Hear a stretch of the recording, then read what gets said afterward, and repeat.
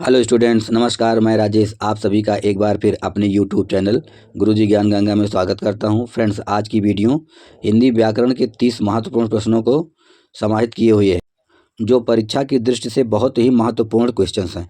तो प्लीज़ आप सबसे रिक्वेस्ट है कि वीडियो को पूरा अंत तक बिना स्किप किए हुए देखिए, क्योंकि इन प्रश्नों में से 2-3 क्वेश्चन तो सभी हिंदी के परीक्षाओं में आने ही वाले हैं। तो प्लीज़ आप सबसे रिक्वेस्ट है कि वीडियो को लाइक कर सब्सक्राइब कर अपने दोस्तों में शेयर कर दें। तो आइए शुरुआत करते हैं आज की वीडियो और देखते हैं पहला क्वेश्चन। वर्णमाला किसे कहते हैं?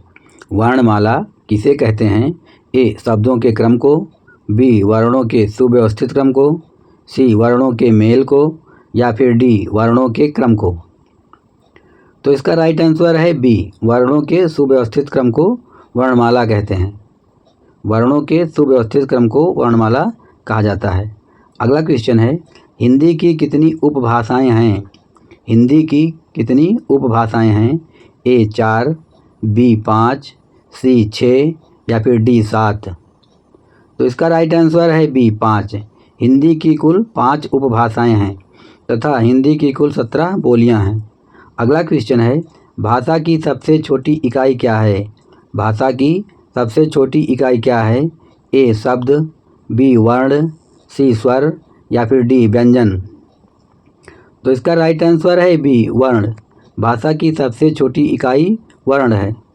अगला क्वेश्चन है, हिंदी वर्णमाला में स्वरों की संख्या कितनी है?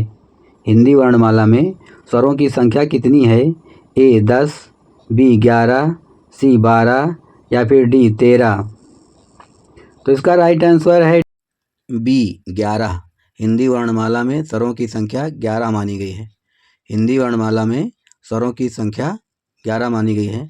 अगला क्वेश्चन है, हिंदी वर्णमाला में मूलतः वर्णों की संख्या कितनी है?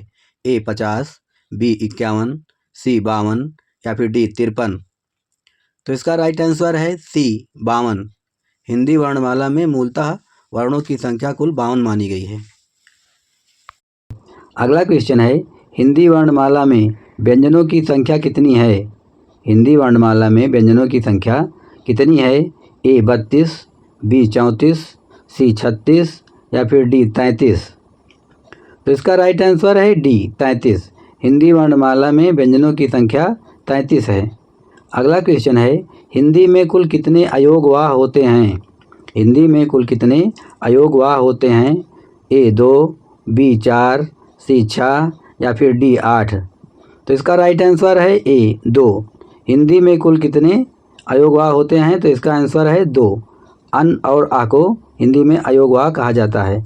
अगला क्वेश्चन है, अनुनासिक व्यंजन कौन से होते हैं? हिंदी में अनुनासिक व्यंजन कौन से होते हैं? ए वर्ग के प्रथम अक्षर, बी वर्ग के तृतीय अक्षर, सी वर्ग के चतुर्थ अक्षर, या फिर डी वर्ग के पंचम अक्षर। तो इसका राइट आंसर है डी वर्ग के पंचम अक्षर। अगला क्वेश्चन है, अनुनासिक का संबंध होता है, अनुनासिक वर्णों का संबंध किससे होता है? नाक से, मुंह से, नाक और मुंह दोनों से, या फिर इनमें से किसी से नहीं। इसका राइट आंसर है सी, नाक और मुंह दोनों से। अगला क्वेश्चन है, भाषा निर्माण की इकाइयों का सही अनुक्रम क्या है? भाषा निर्माण की इकाइयों का सही अनुक्रम क्या है?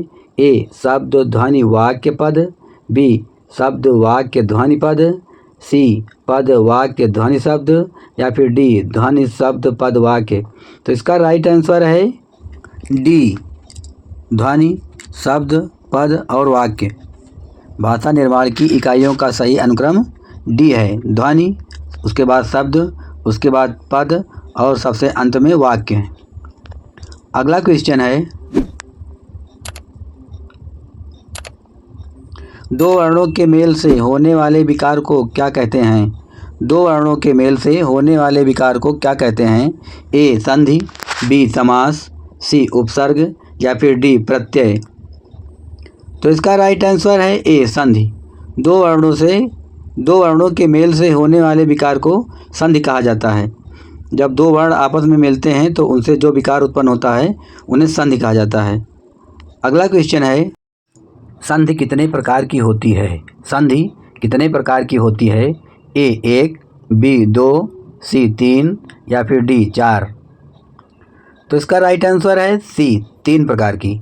संधियाँ 3 प्रकार की होती हैं, स्वर संधि, व्यंजन संधि और विसर्ग संधि। तो इसका राइट आंसर है सी, 3 प्रकार की।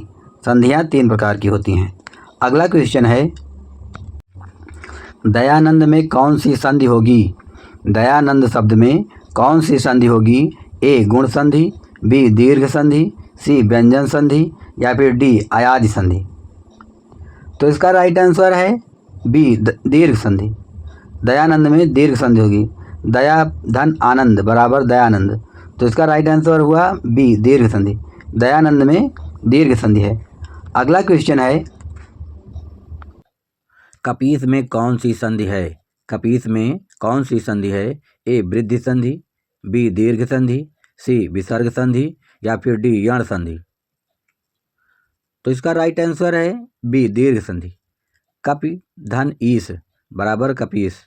तो बड़ी ई की मात्रा बीच में आ रही है, इसलिए यहाँ पर दीर्घ संधि होगा। बड़ी ई बड़ा आ की मात्रा बीच में आ जाए तो वहाँ पर दीर्घ संधि होता है। अगला क्वेश्चन है, सदैव में प्रयुक्त संधि का नाम क्या है? सदैव शब्द में प्रयुक्त संधि का नाम क्या है? ए व्यंजन संधि, बी स्वर संधि, सी विसर्ग संधि या फिर डी इनमें से कोई नहीं। तो इसका राइट आंसर है स्वर संधि। सदैव में स्वर संधि का प्रयोग है। यहाँ पर स्वर संधि के भेद नहीं बताना है, केवल स्वर व्यंजन या विसर्ग 3 प्रमुख संधियों में से कौन सी संधि होगी ये संधि पूछा गया है, नहीं तो इसमें दीर्घ गुण ढूंढना जाए। अगला क्वेश्चन है, पवित्र में प्रयुक्त संधि का नाम क्या है? पवित्र शब्द में प्रयुक्त संधि का नाम क्या है? यण संधि, गुण संधि, अयाज संधि या वृद्धि संधि।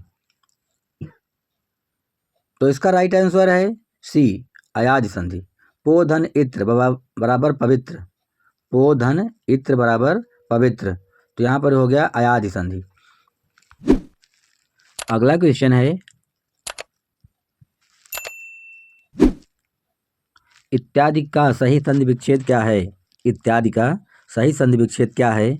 ए इति धन यादि, बी इति धन आदि, सी इति धन आदि या फिर डी इत्याधन आदि।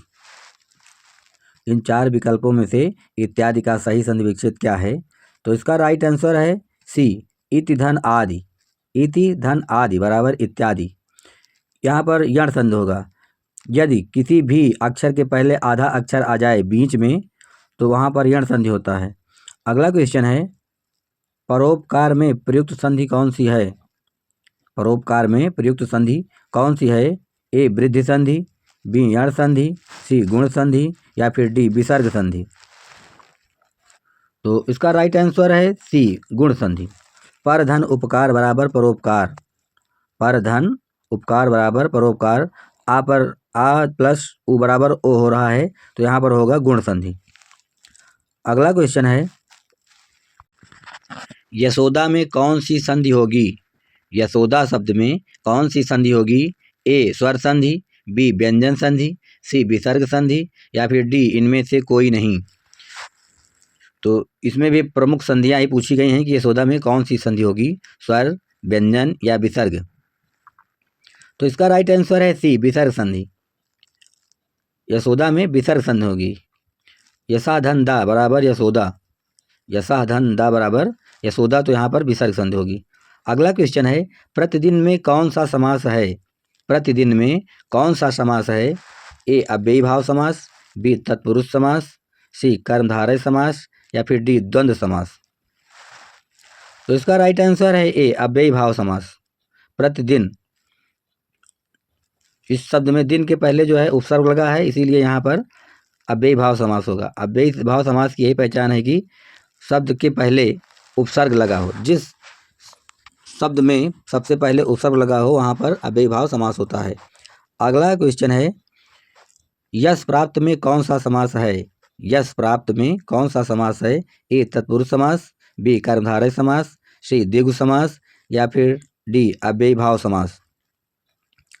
तो इसका राइट आंसर है ए तत्पुरुष समास। यश को प्राप्त, यश प्राप्त बराबर यश को प्राप्त। को बीच में को शब्द आ रहा है, इसलिए यहाँ पर कर्म तत्पुरुष है। अगला क्वेश्चन है, गौशाला में कौन सा समास होगा? गौशाला यानी कि गायों के लिए शाला। ए अव्ययीभाव समास, बी तत्पुरुष समास, सी कर्मधारय समास या फिर डी द्वंद्व समास। इसका राइट आंसर है बी तत्पुरुष समास। गौशाला में तत्पुरुष समास होगा और गायों के लिए शाला, तो यहाँ पर चतुर्थी तत्पुरुष समास होगा, यानी कि पहला है कर्ता, दूसरा है कर्म, तीसरा है करण, चौथा है संप्रदान, पांचवा है अपादान। तो यहाँ पर चौथा जो है वो संप्रदान कारक होगा। अगला क्वेश्चन है, चरण कमल में कौन सा समास है? चरण कमल में कौन सा समास है? ए द्वंद्व समास, बी कर्मधारय समास, सी बहुव्रीहि समास या फिर डी द्विगु समास। तो इसका राइट आंसर है बी कर्मधारय समास। चरण कमल में कर्मधारय समास है। चरण को जो है कमल मान लिया गया है, चरण रूपी कमल, तो कर्मधारय समास होगा। अगला क्वेश्चन है, दशानन में कौन सा समास है? दशानन में कौन सा समास है? ए द्वंद्व समास, बी द्विगु समास, सी कर्मधारय समास या फिर डी बहुव्रीहि समास। दशानन में कौन सा समास है? द्वंद्व, द्विगु, कर्मधारय या बहुव्रीहि। तो इसका राइट आंसर है डी बहुव्रीहि समास। दशानन 10 हैं जिसके आनन यानी कि द्रावण, तो यहाँ पर होगा बहुव्रीहि समास। अगला क्वेश्चन है, चौराहा में कौन सा समास है? चौराहा में कौन सा समास है? ए कर्मधारय समास, बी बहुव्रीहि समास, सी तत्पुरुष समास या फिर डी द्विगु समास। तो इसका राइट आंसर है डी द्विगु समास। चौराहा, जहाँ पर पहला अक्षर संख्यावाची हो वहाँ पर द्विगु समास होता है। जिस शब्द का पहला अक्षर संख्यावाची हो वहाँ पर द्विगु समास होता है। तो इसमें चौराहा जो है वो जो है वो 4 शब्द का उच्चारण कर रहा है, इसीलिए यहाँ पर द्विगु समास होगा। अगला क्वेश्चन है, प्रधानमंत्री में कौन सा समास है?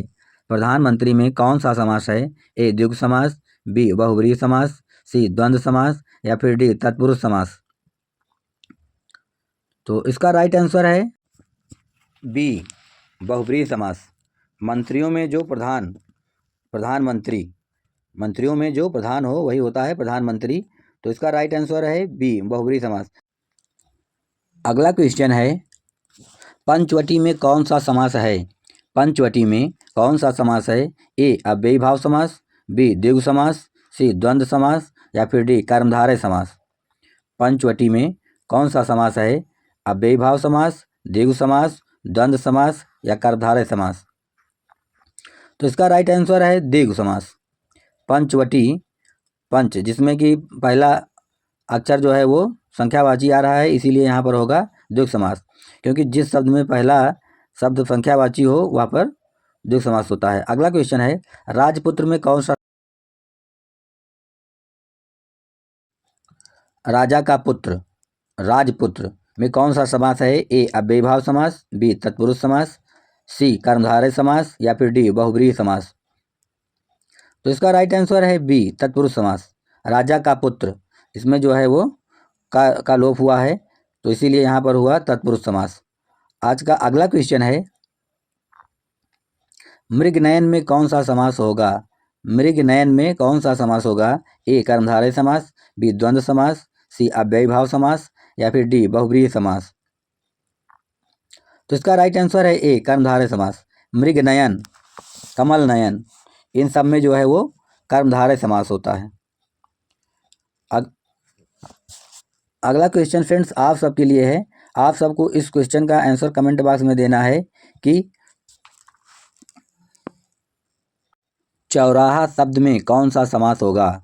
चौराहा शब्द में कौन सा समास होगा? ए अव्ययीभाव समास, बी कर्मधारय समास, सी द्विगु समास या फिर डी तत्पुरुष समास।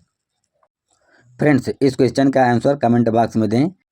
तो फ्रेंड्स यदि अभी भी आपने चैनल को लाइक और सब्सक्राइब नहीं किया है तो प्लीज़ आप सबसे रिक्वेस्ट है कि वीडियो को लाइक कर दें तथा चैनल को सब्सक्राइब कर अपने दोस्तों में शेयर कर दें। फिर मिलेंगे अगली ऐसी ही महत्वपूर्ण वीडियो में, तब तक बने रहिए आप हमारे साथ और देखते रहिए गुरुजी ज्ञान गंगा यूट्यूब चैनल। आज के लिए इतना ही, धन्यवाद।